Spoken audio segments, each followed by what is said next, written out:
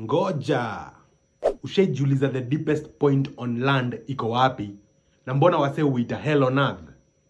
Acha nikuchanue. The deepest point on land inaitwa the Danakil Depression. Iko northern Ethiopia, karibu na border Eritrea.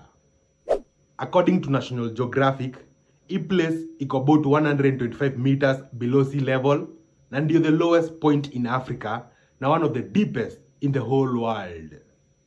Lakini kitu inafanya hii place iko fascinating sio depth yake tu, ni venye conditions hizo ma area ziko brutal vizi.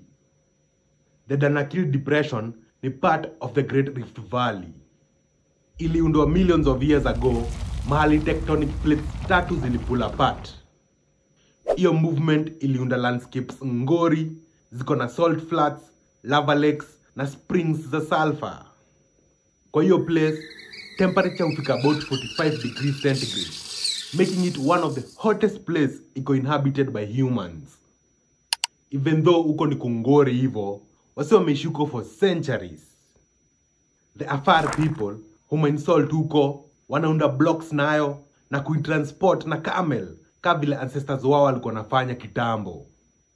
Hizo siku, salt ilikuwa inaitwa white gold na bado ilikuwa inatumika kama pesa.